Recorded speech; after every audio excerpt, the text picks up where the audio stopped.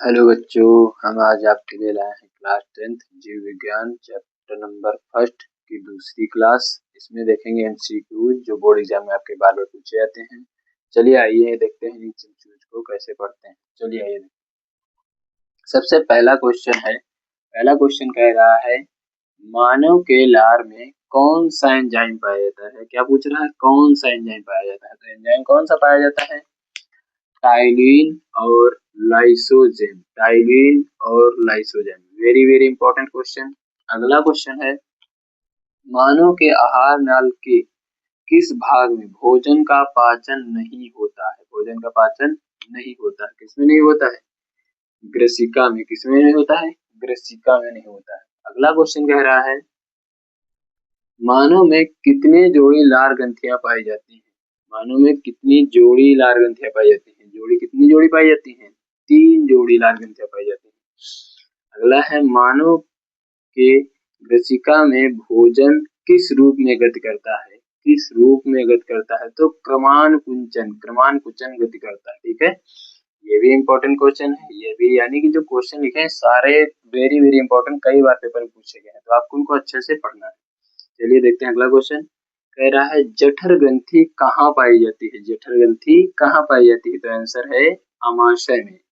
फिर कह रहा है जठर रस कहाँ स्रावित होता है। जठर रस स्रावित होता है जठर ग्रंथि या फिर अमाशय। अगर जठर ग्रंथि ऑप्शन नहीं होगा तो क्या कहेंगे, अमाशय। नहीं तो पहले लगाएंगे जठर ग्रंथि।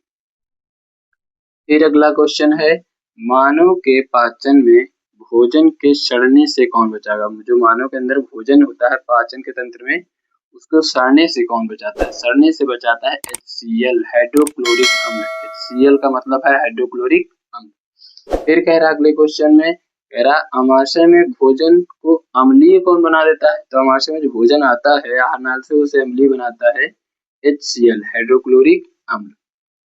फिर अगला क्वेश्चन कहता है मानव के जठर रस में कौन से एंजाइम पाए जाते हैं।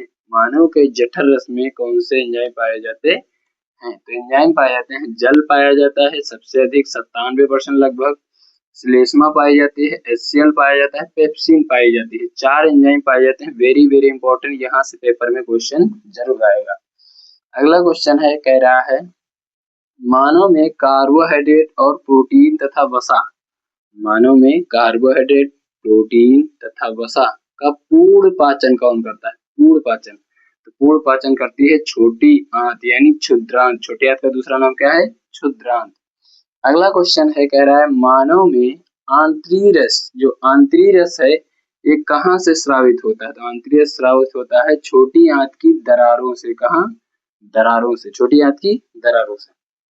अगला क्वेश्चन कह रहा है मानव के भोजन से अम्लीयता को समाप्त करता है, समाप्त कर दिया, फिर उसे क्षारीय बना दिया, तो ये कौन करता है, ये यकृत करता है। कौन करता है, यकृत। फिर अगला क्वेश्चन कह रहा अग्नाशयी रस, जो अग्नाशयी रस है इसका पीएच कितना होता है। इसका पीएच होता है 7.5 से लेकर 8.3 तक, 7.5 से लेकर 8.3। अगला क्वेश्चन है, कह रहा प्रोटीन के पाचक एंजाइम कौन से हैं। जो प्रोटीन है इसका पाचक एंजाइम कौन सा है।